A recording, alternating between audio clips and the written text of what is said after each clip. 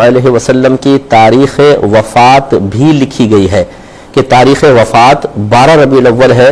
تو جب نبی کریم صلی اللہ علیہ وسلم اس تاریخ میں وصال فرما گئے تھے تو خوشی منانی چاہیے یا اس پہ اظہار غم منانا چاہیے؟ اس کا جواب یہ ہے کہ بالفرض، ویسے تو اس میں اختلاف ہے کہ نبی کریم صلی اللہ علیہ وسلم کا وصال 12 تاریخ کو ہوا تھا کہ نہیں ہوا تھا، یہ تاریخ کی بات ہے اور اس میں علماء کا اختلاف بھی موجود ہے. اور فرض کر لیں کہ ہم مان لیتے ہیں کہ یہ 12 ربیع الاول ہی نبی کریم صلی اللہ علیہ وسلم کی تاریخ وفات ہے. لیکن ہم جب شریعت کی تعلیم کو دیکھتے ہیں، نبی کریم صلی اللہ علیہ وسلم کے پیغامات کو دیکھتے ہیں، احادیث مبارکہ پہ نظر ڈالتے ہیں، تو ہمیں اس کا جواب یہ حاصل ہوتا ہے کہ جس دن کسی کی وفات ہوئی، اگر اس وفات کو 3 دن سے زیادہ گزر چکے ہوں تو اظہار افسوس منع ہے. بخاری کی روایت رحمت کونین صلی اللہ علیہ وسلم نے ارشاد فرمایا کہ کسی عورت کے لیے حلال نہیں، جائز نہیں کہ وہ کسی کی بھی موت پر 3 دن سے زیادہ سوگ منائے. ہاں، وہ شوہر کی موت پر 4 ماہ 10 دن سوگ منائے گی. تو یہ ویسے تو عورتوں کے بارے میں، لیکن مطلقاً علماء نے فرمایا کہ یہ پیغام ہر ایک کے لیے ہے کہ 3 دن گزر جائیں تو پھر کسی کا سوگ نہیں منایا جائے گا. لہٰذا معلوم ہوا کہ سوگ منانا تو نبی کریم صلی اللہ علیہ وسلم نے منع فرما دیا. اب سوال یہ پیدا ہوتا ہے کہ کیا 12 ربیع الاول کو خوشی منانا جبکہ وہ تاریخ وفات بھی ہو، یہ جائز ہے؟ تو اس کا ثبوت بھی حدیث سے موجود ہے کہ جی ہاں، یہ بالکل جائز ہے. نبی کریم صلی اللہ علیہ وسلم نے ارشاد فرمایا کہ جمعے کا دن وہ دن ہے کہ جس میں اللہ تبارک و تعالی نے آدم علیہ السلام کو پیدا فرمایا اور اسی دن آپ کی وفات ہوئی. یہ دیکھیں، وفات کا ذکر کیا. اور اب دوسری حدیث میں نبی کریم صلی اللہ علیہ وسلم ارشاد فرما رہے ہیں کہ اللہ تعالی نے جمعے کو مومنین کے لیے عید کا دن قرار دیا ہے. اب آپ اندازہ کر لیں کہ آدم علیہ السلام فوت ہو رہے ہیں، جس دن اللہ تعالیٰ اسے عید کا دن قرار دے رہا ہے. اور عید کے دن آپ کو پتہ ہے کہ خوشی کا اظہار ہے. عید کے دن خوشیاں لوٹ کے واپس آتی ہیں، اس لیے یہ عید عود سے نکلا ہے، بعض نے یہ کہا. تو خلاصہ کلام یہ ہوا، اب ان دونوں روایات کو ملا کر نتیجہ نکلا کہ اگر بالفعل 12 ربیع الاول نبی کریم صلی اللہ علیہ وسلم کی تاریخ وفات بھی ہوتی تو سوگ کی اجازت نہیں ہے. ہاں، چونکہ یہ آپ کی تاریخ پیدائش بھی ہے، اس میں بہت سارے علماء جمہور اس پر ہیں بلکہ کہ یہ 12 ربیع الاول تاریخ پیدائش ہے، بعض نے 9 ربیع الاول بھی لکھی ہے، لیکن 12 پہ جمہور ہیں. تو تاریخ پیدائش پر خوشی منانے کا تو ہمیں ثبوت حاصل ہوتا ہے، لیکن سوگ منانا منع ہے. لہٰذا اس میں کوئی حرج نہیں ہے کہ اللہ تبارک و تعالیٰ کے حکم کی تکمیل میں انسان خوشی کا اظہار کرے. ایک وسوسہ یہ بھی پیدا ہو سکتا ہے کہ یہ ایک بدعت ہے کہ نبی کریم صلی اللہ علیہ وسلم نے نہ اس طرح کیا ہے، نہ اس کا حکم دیا، نہ صحابہ کرام علیہم رضوان نے سے کیا، نہ اس کا حکم دیا. تو پھر ایک ایسا نیا کام کہ جو پہلے دور میں نہیں ہوا اسے کرنا کیسا ہے؟ یہ تو بدعت ہے. اور نبی کریم صلی اللہ علیہ وسلم کا فرمان ذیشان ہے کہ کل بدعت ضلالہ وکل ضلالۃ فی النار، ہر بدعت گمراہی ہے اور ہر گمراہی جہنم میں لے جانے والی ہے.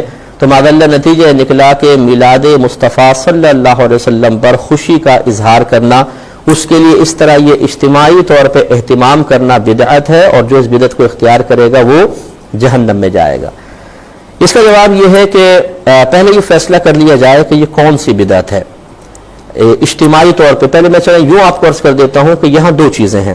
ایک ہے کہ جو میلاد مصطفیٰ صلی اللہ علیہ وسلم پر یہ ان 12 دنوں میں جو معمولات اختیار کیے جاتے ہیں ان سب کی انفرادی حیثیت علیحدہ کر لیں ان کو. مثال کے طور پہ کھانا کھلانا، سرکار کی پیدائش کے واقعات، سرکار کے مناقب بیان کرنا، آپ کے لیے محافل کا انعقاد، جھنڈے لگانا، لائٹنگ کرنا، جلوس نکالنا، یہ تمام تقریباً چیزیں ہوتی ہیں. ان کو آپ علیحدہ کر لیجئے اور آپ یہ دیکھیں گے کہ یہ تمام چیزیں کہیں نہ کہیں قرآن یا حدیث سے ثابت ہوں گی. لہٰذا بدعت کا سوال ہی نہیں ہے. مثال کے طور پہ کھانا کھلانا، کیا نبی کریم صلی اللہ علیہ وسلم نے اس کی ترغیب نہیں دی ہے؟ اس کے فضائل ذکر نہیں کیے گئے ہیں؟ بالکل کیے گئے ہیں. تو یہ معلوم ہوا کہ یہ تو سرکار کے حکم کی تکمیل ہے.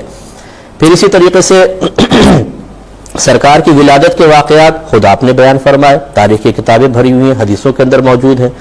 آپ کے فضائل مناقب یہ قرآن مجید میں خود اللہ تبارک و تعالی نے بیان فرمائے. تو یہ جب بیان ہو چکے، پہلے ان کا ثبوت اور سراغ موجود ہے، تو پھر یہ کوئی نئی چیز تو نہ ہوئی. نبی کریم صلی اللہ علیہ وسلم کے معجزات کا تذکرہ کتب حدیث میں بھرا ہوا ہے.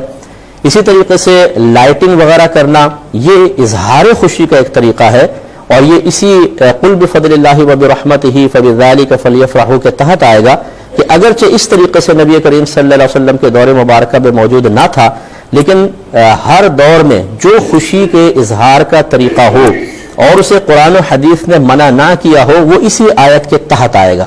جیسے ہمارے شادی بیاہ کے اندر بہت سارے خوشی کے اظہار کے ایسے طریقے اپنائے جاتے ہیں کہ اگر آپ ان کا ثبوت قرآن یا حدیث سے ڈھونڈنے کے لیے جائیں تو آپ کو نہیں ملے گا. اسی طرح کسی کی فتح پہ خوشی کا اظہار ہوتا ہے مختلف انداز سے، اگر آپ بعینی اس کا ثبوت قرآن و حدیث سے تلاش کرنے کی کوشش کریں گے تو نہیں ملے گا.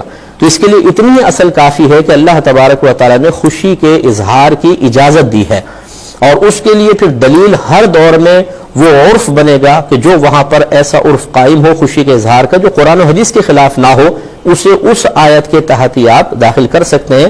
آپ اپنے قریبی علماء سے معلوم کریں، انشاءاللہ وہ ہماری اس بات کی تائید کریں گے. اس کے بعد جلوس نکالنا جیسے ہے، مثال کے طور پر یہ جلوس اصل میں اس جلوس کی یاد میں نکالا جاتا ہے یا اس کی مشابہت اختیار کی جاتی ہے جو نبی کریم صلی اللہ علیہ وسلم نے بعد ہجرت مکہ المکرمہ سے مدینہ منورہ آتے ہوئے جب ایک جلوس کی شکل میں آپ مدینہ میں داخل ہوئے تھے تو جو ایک حیات اس وقت قائم ہوئی تھی، اس حیات کو قائم کرنے کی مسلمان کوشش کرتے ہیں. نبی کریم صلی اللہ علیہ وسلم جب تشریف لائے مدینہ کے قریب پہنچے تو حضرت بریدہ اسلمی رضی اللہ تعالی عنہ جو اس وقت تک ایمان نہیں لائے تھے اور کفار کی طرف سے قائم کردہ انعام کے لالچ میں نبی کریم صلی اللہ علیہ وسلم کو معاذ اللہ گرفتار کرنے کے لیے آئے تھے. جب یہ سامنے پہنچے تو رحمت کونین صلی اللہ علیہ وسلم نے زمین سے فرمایا، اے زمین اس کو پکڑ لے. تو ان کے گھوڑا گھٹنوں تک زمین میں دھس گیا. وہ گھبرا گئے اور انہوں نے نبی کریم صلی اللہ علیہ وسلم سے معافی طلب کی کہ میں معذرت چاہتا ہوں کہ میں نے آپ کو اس طرح میں نے آپ کے لیے ارادہ کیا، میں واپس چلا جاؤں گا، آپ مجھے چھوڑ دیں. رحمت کونین صلی اللہ علیہ وسلم نے زمین سے فرمایا اس کو چھوڑ دے. زمین نے چھوڑ دیا. وہ پلٹے لیکن پھر دل میں خیال آیا کہ شاید ہی ویسی ہو گیا ہوگا، چلو پھر میں پکڑتا ہوں. پھر ارادے سے پلٹے، نبی کریم صلی اللہ علیہ وسلم نے وہی سابقہ حکم فرمایا، زمین میں پکڑا. پھر ریکویسٹ آئی، سرکار نے پھر کرم فرمایا اور ان کو چھوڑ دیا. تو حضرت بریدہ اسلمی رضی اللہ تعالی عنہ سمجھ گئے کہ یہ کوئی جادو ٹونا نہیں ہے بلکہ واقعی آپ اللہ کے نبی ہیں اور یہ معجزے کا اظہار ہے. لہٰذا آپ نے کہا یا رسول اللہ میرے 70 ساتھی میرے ساتھ ہیں، میں چاہتا ہوں آپ ہماری بیعت لیں اور ہم سب کو مسلمان کریں. سرکار صلی اللہ علیہ وسلم نے ان سب کو مسلمان کیا. اس پر بریدہ اسلمی رضی اللہ تعالیٰ عنہ نے گزارش کی، رسول اللہ صلی اللہ علیہ وسلم میں یہ چاہتا ہوں کہ مدینہ منورہ میں آپ کا داخلہ جھنڈے کے ساتھ ہونا چاہیے. سرکار نے اجازت مرحمت فرمائی تو آپ نے اپنا امامہ کھولا اور اسے نیزے پہ باندھا اور اس طرح اوپر کیا تو ایسا جیسے ایک جھنڈا ایسا ہو گیا. وہ آگے کے چلتے تھے، 70 صحابہ ساتھ تھے، نبی کریم صلی اللہ علیہ وسلم اور صدیق اکبر رضی اللہ تعالیٰ عنہ اس طرح آگے بڑھے اور پھر دیگر صحابہ جب مدینہ قریب پہنچے وہ بھی اس جلوس میں شامل ہوئے. اب ایک طرف بچیاں ترانے گا رہی تھیں، طلع البدر علینا من ثنیات الوداع وجبت شکر علینا ما دعا للہ داعی. اور صحابہ کرام عورتیں بچے گھروں پہ ہیں اور پہاڑیوں کے پیچھے درختوں کے پیچھے لبیک یا رسول اللہ کے نعرے لگ رہے ہیں. تو آپ اندازہ کریں، ذرا غور و تفکر کریں کہ اس جلوس کی حیت اور جو آج جلوس نکالا جاتا ہے اس میں آپ کو بہت زیادہ مشابہت نظر آئے گی. میں مشابہت تامہ تو نہیں کہوں گا کہ آج نبی کریم صلی اللہ علیہ وسلم جسمانی لحاظ سے ہمارے درمیان جلوہ افروز نہیں ہے، لیکن بہرحال اس کی مشابہت ضرور نظر آئے گی. تو اس جلوس کی یاد میں مسلمانی جلوس نکال رہے ہیں تو اس کی اثر اسے قرار دیا جا سکتا ہے تو بدعت تو نہ ہوئی. اسی طریقے سے اور جو دیگر اہتمام جیسے محافل وغیرہ کے انعقاد، بچے نے بھی کویسچن کیا تھا، نعتیہ محافل. اگر آپ تھوڑا سا غور کریں تو جب کفار نے نبی کریم صلی اللہ علیہ وسلم کی بسا اوقات ہجوف کی، آپ کے لیے ایسے شعر لکھے تو نبی کریم صلی اللہ علیہ وسلم نے حضرت حسان بن ثابت رضی اللہ تعالیٰ عنہ کے لیے خاص طور پہ مسجد میں ممبر قائم فرمایا اور فرمایا کہ حسان ہماری طرف سے ان کو جواب دیں. تو اشعار کی شکل میں حسان بن ثابت رضی اللہ تعالیٰ عنہ نے جواب دیے. سرکار اور صحابہ کرام جلوہ فروز آپ جواب دے رہے. تو یہ ایک نعتیہ محفل کیسا ایک سما ہے کہ جو آج قائم ہوتا ہے، اس طریقے اس کی یاد آج بھی قائم ہو رہی ہے. تو معلوم ہوا کہ انفرادی طور پہ تو ہر چیز کا کوئی نہ کوئی ثبوت آپ کو کہیں نہ کہیں ملے گا، لہذا کوئی بھی چیز اپنی اصل کے اعتبار سے بدعت نہیں ہے. اس پہ کلام کرتا ہوں. یہ کالر منتظر ہے. السلام علیکم. خلاصہ کلام یہ ہوا کہ دیکھیں میلاد مصطفیٰ صلی اللہ علیہ وسلم پر جو امور اختیار کیے جاتے ہیں اگر ان سب کو آپ انفرادی طور پہ دیکھیں تو کسی نہ کسی کا کہیں نہ کہیں کوئی نہ کوئی ثبوت قرآن سے یا حدیث سے ملے گا یا اس کی اجازت قرآن یا حدیث سے ملے گی. لہذا انفرادی اعتبار سے ان میں سے کسی بھی چیز کو بدعت کہنا صحیح نہیں ہوگا. علیہ وسلم کی تاریخ وفات بھی لکھی گئی ہے کہ تاریخ وفات 12 ربیع الاول ہے. تو جب نبی کریم صلی اللہ علیہ وسلم اس تاریخ میں وصال فرما گئے تھے تو خوشی منانی چاہیے یا اس پہ اظہار غم منانا چاہیے؟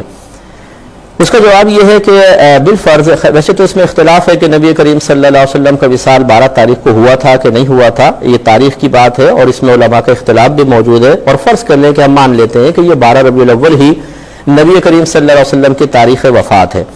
لیکن ہم جب شریعت کی تعلیم کو دیکھتے ہیں، نبی کریم صلی اللہ علیہ وسلم کے پیغامات کو دیکھتے ہیں، احادیث مبارکہ پہ نظر ڈالتے ہیں، تو ہمیں اس کا جواب یہ حاصل ہوتا ہے کہ جس دن کسی کی وفات ہوئی، اگر اس وفات کو 3 دن سے زیادہ گزر چکے ہوں تو اظہار افسوس منع ہے۔ بخاری کی روایت رحمت کونین صلی اللہ علیہ وسلم نے ارشاد فرمایا کہ کسی عورت کے لیے حلال نہیں، جائز نہیں کہ وہ کسی کی بھی موت پر 3 دن سے زیادہ سوگ منائے۔ ہاں، وہ شوہر کی موت پر 4 ماہ 10 دن سوگ منائے گی۔ تو یہ ویسے تو عورتوں کے بارے میں، لیکن مطلقاً علماء نے فرمایا کہ یہ پیغام ہر ایک کے لیے ہے کہ 3 دن گزر جائیں تو پھر کسی کا سوگ نہیں منایا جائے گا۔ لہٰذا معلوم ہوا کہ سوگ منانا تو نبی کریم صلی اللہ علیہ وسلم نے منع فرما دیا۔ اب سوال یہ پیدا ہوتا ہے کہ کیا 12 ربیع الاول کو خوشی منانا جبکہ وہ تاریخ وفات بھی ہو، یہ جائز ہے؟ تو اس کا ثبوت بھی حدیث سے موجود ہے کہ جی ہاں، یہ بالکل جائز ہے۔ نبی کریم صلی اللہ علیہ وسلم نے ارشاد فرمایا کہ جمعے کا دن وہ دن ہے کہ جس میں اللہ تبارک و تعالی نے آدم علیہ السلام کو پیدا فرمایا اور اسی دن آپ کی وفات ہوئی۔ یہ دیکھیں، وفات کا ذکر کیا، اور اب دوسری حدیث میں نبی کریم صلی اللہ علیہ وسلم ارشاد فرما رہے ہیں کہ اللہ تعالیٰ نے جمعے کو مومنین کے لیے عید کا دن قرار دیا ہے۔ اب آپ اندازہ کر لیں کہ آدم علیہ السلام فوت ہو رہے ہیں، جس دن اللہ تعالیٰ اسے عید کا دن قرار دے رہا ہے، اور عید کے دن آپ کو پتہ ہے کہ خوشی کا اظہار ہے، عید کے دن خوشیاں لوٹ کے واپس آتی ہیں، اس لیے یہ عید عود سے نکلا ہے، بعض نے یہ کہا۔ تو خلاصہ کلام یہ ہوا، اب ان دونوں روایات کو ملا کر نتیجہ نکلا کہ اگر بالفعل 12 ربیع الاول نبی کریم صلی اللہ علیہ وسلم کی تاریخ وفات بھی ہوتی تو سوگ کی اجازت نہیں ہے۔ ہاں، چونکہ یہ آپ کی تاریخ پیدائش بھی ہے، اس میں بہت سارے علماء جمہور اس پر ہیں بلکہ کہ یہ 12 ربیع الاول تاریخ پیدائش ہے، بعض نے 9 ربیع الاول بھی لکھی ہے، لیکن 12 پہ جمہور ہیں۔ تو تاریخ پیدائش پر خوشی منانے کا تو ہمیں ثبوت حاصل ہوتا ہے، لیکن سوگ منانا منع ہے، لہٰذا اس میں کوئی حرج نہیں ہے کہ اللہ تبارک و تعالیٰ کے حکم کی تکمیل میں انسان خوشی کا اظہار کرے۔ ایک وسوسہ یہ بھی پیدا ہو سکتا ہے کہ یہ ایک بدعت ہے کہ نبی کریم صلی اللہ علیہ وسلم نے نہ اس طرح کیا ہے، نہ اس کا حکم دیا، نہ صحابہ کرام علیہم رضوان نے اسے کیا، نہ اس کا حکم دیا، تو پھر ایک ایسا نیا کام کہ جو پہلے دور میں نہیں ہوا اسے کرنا کیسا ہے؟ یہ تو بدعت ہے، اور نبی کریم صلی اللہ علیہ وسلم کا فرمان ذیشان ہے کہ کلو بدعت ضلالہ وکل ضلالۃ فی النار، ہر بدعت گمراہی ہے اور ہر گمراہی جہنم میں لے جانے والی ہے۔ تو معذاللہ نتیجہ نکلا کہ میلاد مصطفیٰ صلی اللہ علیہ وسلم پر خوشی کا اظہار کرنا، اس کے لیے اس طرح یہ اجتماعی طور پہ اہتمام کرنا بدعت ہے، اور جو اس بدعت کو اختیار کرے گا وہ جہنم میں جائے گا۔ اس کا جواب یہ ہے کہ پہلے یہ فیصلہ کر لیا جائے کہ یہ کون سی بدعت ہے اجتماعی طور پہ۔ پہلے میں یوں آپ کو عرض کر دیتا ہوں کہ یہاں 2 چیزیں ہیں۔ ایک ہے کہ جو میلاد مصطفیٰ صلی اللہ علیہ وسلم پر یہ ان 12 دنوں میں جو معمولات اختیار کیے جاتے ہیں ان سب کی انفرادی حیثیت علیحدہ کر لیں ان کو۔ مثال کے طور پہ کھانا کھلانا، سرکار کی پیدائش کے واقعات، سرکار کے مناقب بیان کرنا، آپ کے لیے محافل کا انعقاد، جھنڈے لگانا، لائٹنگ کرنا، جلوس نکالنا، یہ تمام تقریباً چیزیں ہوتی ہیں، ان کو آپ علیحدہ کر لیجئے، اور آپ یہ دیکھیں گے کہ یہ تمام چیزیں کہیں نہ کہیں قرآن یا حدیث سے ثابت ہوں گی، لہٰذا بدعت کا سوال ہی نہیں ہے۔ مثال کے طور پہ کھانا کھلانا، کیا نبی کریم صلی اللہ علیہ وسلم نے اس کی ترغیب نہیں دی ہے؟ اس کے فضائل ذکر نہیں کیے گئے ہیں؟ بالکل کیے گئے ہیں۔ تو یہ معلوم ہوا کہ یہ تو سرکار کے حکم کی تکمیل ہے۔ پھر اسی طریقے سے سرکار کی ولادت کے واقعات خود آپ نے بیان فرمائے، تاریخ کی کتابیں بھری ہوئی ہیں، حدیثوں کے اندر موجود ہیں۔ آپ کے فضائل مناقب یہ قرآن مجید میں خود اللہ تبارک و تعالی نے بیان فرمائے، تو یہ جب بیان ہو چکے، پہلے ان کو ثبوت اور سراغ موجود ہے، تو پھر یہ کوئی نئی چیز تو نہ ہوئی۔ نبی کریم صلی اللہ علیہ وسلم کے معجزات کا تذکرہ کتب حدیث میں بھرا ہوا ہے۔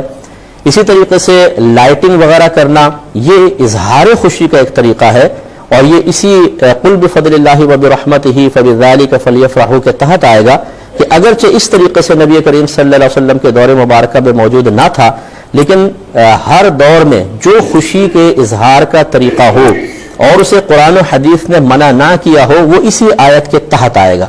جیسے ہمارے شادی بیاہ کے اندر بہت سارے خوشی کے اظہار کے ایسے طریقے اپنائے جاتے ہیں کہ اگر آپ ان کا ثبوت قرآن یا حدیث سے ڈھونڈنے کے لیے جائیں تو آپ کو نہیں ملے گا. اسی طرح کسی کی فتح پہ خوشی کا اظہار ہوتا ہے مختلف انداز سے، اگر آپ بعینی اس کا ثبوت قرآن و حدیث سے تلاش کرنے کی کوشش کریں گے تو نہیں ملے گا. تو اس کے لیے اتنی اصل کافی ہے کہ اللہ تبارک و تعالیٰ نے خوشی کے اظہار کی اجازت دی ہے، اور اس کے لیے پھر دلیل ہر دور میں وہ عرف بنے گا کہ جو وہاں پر ایسا عرف قائم ہو خوشی کے اظہار کا جو قرآن و حدیث کے خلاف نہ ہو، اسے اس آیت کے تحت ہی آپ داخل کر سکتے ہیں. آپ اپنے قریبی علماء سے معلوم کریں، انشاءاللہ وہ ہماری اس بات کی تائید کریں گے. اس کے بعد جلوس نکالنا جیسے ہے، مثال کے طور پر یہ جلوس اصل میں اس جلوس کی یاد میں نکالا جاتا ہے یا اس کی مشابہت اختیار کی جاتی ہے جو نبی کریم صلی اللہ علیہ وسلم نے بعد ہجرت مکہ المکرمہ سے مدینہ منورہ آتے ہوئے جب ایک جلوس کی شکل میں آپ مدینہ میں داخل ہوئے تھے تو جو ایک حیات اس وقت قائم ہوئی تھی، اس حیات کو قائم کرنے کی مسلمان کوشش کرتے ہیں. نبی کریم صلی اللہ علیہ وسلم جب تشریف لائے مدینہ کے قریب پہنچے تو حضرت بریدہ اسلمی رضی اللہ تعالی عنہ جو اس وقت تک ایمان نہیں لائے تھے اور کفار کی طرف سے قائم کردہ انعام کے لالچ میں نبی کریم صلی اللہ علیہ وسلم کو معاذ اللہ گرفتار کرنے کے لیے آئے تھے. جب یہ سامنے پہنچے تو رحمت کونین صلی اللہ علیہ وسلم نے زمین سے فرمایا، اے زمین اس کو پکڑ لے. تو ان کے گھوڑا گھٹنوں تک زمین میں دھس گیا. وہ گھبرا گئے اور انہوں نے نبی کریم صلی اللہ علیہ وسلم سے معافی طلب کی کہ میں معذرت چاہتا ہوں کہ میں نے آپ کو اس طرح میں نے آپ کے لیے ارادہ کیا، میں واپس چلا جاؤں گا، آپ مجھے چھوڑ دیں. رحمت کونین صلی اللہ علیہ وسلم نے زمین سے فرمایا اس کو چھوڑ دے. زمین نے چھوڑ دیا. وہ پلٹے لیکن پھر دل میں خیال آیا کہ شاید ہی ویسی ہو گیا ہوگا، چلو پھر میں پکڑتا ہوں. پھر ارادے سے پلٹے، نبی کریم صلی اللہ علیہ وسلم نے وہی سابقہ حکم فرمایا، زمین میں پکڑا. پھر ریکویسٹ آئی، سرکار نے پھر کرم فرمایا اور ان کو چھوڑ دیا. تو حضرت بریدہ اسلمی رضی اللہ تعالی عنہ سمجھ گئے کہ یہ کوئی جادو ٹونا نہیں ہے بلکہ واقعی آپ اللہ کے نبی ہیں اور یہ معجزے کا اظہار ہے. لہٰذا آپ نے کہا، یا رسول اللہ میرے 70 ساتھی میرے ساتھ ہیں، میں چاہتا ہوں آپ ہماری بیعت لیں اور ہم سب کو مسلمان کریں. سرکار صلی اللہ علیہ وسلم نے ان سب کو مسلمان کیا. اس پر بریدہ اسلمی رضی اللہ تعالیٰ عنہ نے گزارش کی، رسول اللہ صلی اللہ علیہ وسلم میں یہ چاہتا ہوں کہ مدینہ منورہ میں آپ کا داخلہ جھنڈے کے ساتھ ہونا چاہیے.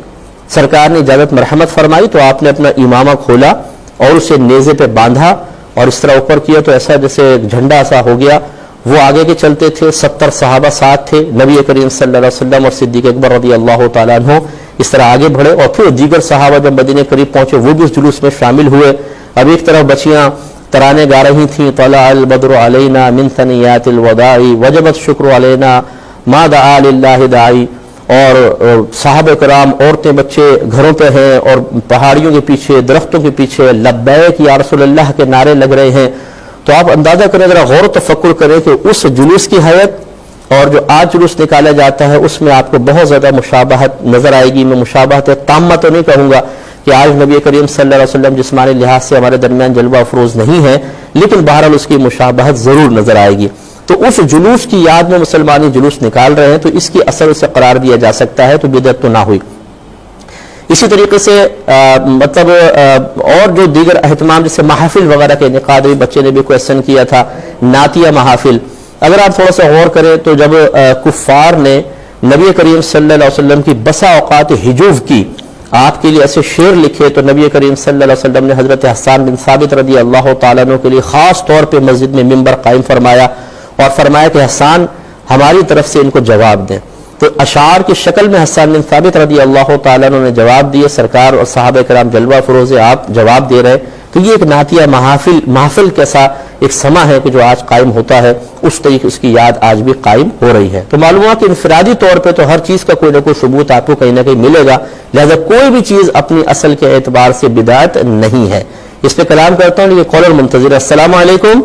خلاصہ کلام یہ ہوا کہ دیکھیں میلاد مصطفیٰ صلی اللہ علیہ وسلم پر جو امور اختیار کیے جاتے ہیں، اگر ان سب کو آپ انفرادی طور پہ دیکھیں تو کسی نہ کسی کا کہیں نہ کہیں کوئی نہ کوئی ثبوت قرآن سے یا حدیث سے ملے گا یا اس کی اجازت قرآن یا حدیث سے ملے گی. لہٰذا انفرادی اعتبار سے ان میں سے کسی بھی چیز کو بدعت کہنا صحیح نہیں ہوگا.